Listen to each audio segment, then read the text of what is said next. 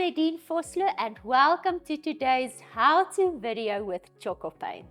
Today I'm going to show you tips and tricks on how to use the Tjhoko metallic colors, a beautiful accent that can be applied subtly on a small surface or big, and beautiful as a bold statement on larger items.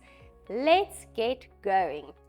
So the composition of the Tjhoko metallic colors differ completely from normal Tjhoko paint. It consists out of true metal pigments that are heavy, good quality, still a water-based foundation, and you will see that each metallic color comes with a mixing stick. So very important, first step is to mix your Tjhoko metallic colors well. The metallic colors vary from silver, sham silver, Am's rose gold, and Alice gold. I'm going to show you how to tone down some of these metallic colors as well. Once the mixing has been done, I need to make sure the next very important step that my surface is painted in a dark Tjhoko color. On the instructions, on the lid, on the metallic colors, you will see we recommend either matte black or sheriff stone. On the surface in front of me, we've already prepared it with some stencil work in the Stencil of Paris paste. We've painted it with sheriff stone, so it's a dark color. Due to the fact that the metallics consist out of true pigments, it's not a solid color. So more coats need to be applied if you want solid coverage. I personally love to add some bling on a picture frame, on a decor element, or on texture by just dry brushing with the metallics. I use a dry paintbrush, and now you can select the colors. I'm going to use sham silver, dip the paintbrush, only the tip of the paintbrush in my metallic color, remove excess on my cloth. It's a beautiful way of adding an accent to an existing piece. So I'm just dry brushing. What it does, it accentuates the detail.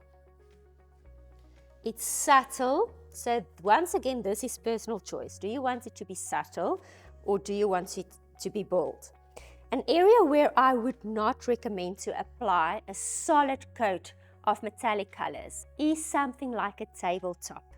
But large furniture pieces, it can be done by firstly painting a dark color, secondly wait for that color to dry, and then paint more than 2 coats of your metallic color on that surface and allow drying time between the coats. Now that the dry brushing is complete, it looks absolutely beautiful, and please note we have numerous videos and there's also one that explains dry brushing technique if you need more tips. When we look at the metallic range, this might not appeal to you because you think, oh, maybe the colors are too bright. I would personally prefer a more muted tone, and there I'm speaking of myself. And here are some ways to mute down the metallic colors if you just want a subtle metallic bling to your surface. So if you want to mute down the gold, you can't add any normal Tjhoko color to it, but you can add metallics together to change metallic tones. And I'm going to add some sham silver to this to actually mute the gold down, that it's just more subtle and more of an antique gold than a bright gold. Color is a personal choice, and with Tjhoko you have the ability to do what makes you happy. So here you can see it's like a antique gold color and tone. It's not bright, it's muted, it's absolutely beautiful.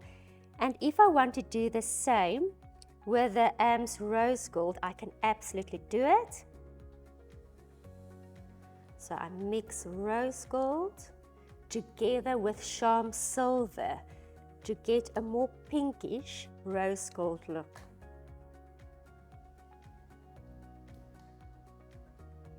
And you can decide on the amounts. The main thing is to mix and see what tone you like. And this is how easy it is to be creative and create. With only 3 colors, we have now 6 beautiful colors, so inspirational, and with Tjhoko, the possibilities are endless. If you like this, please follow and subscribe and tune in for more inspiration.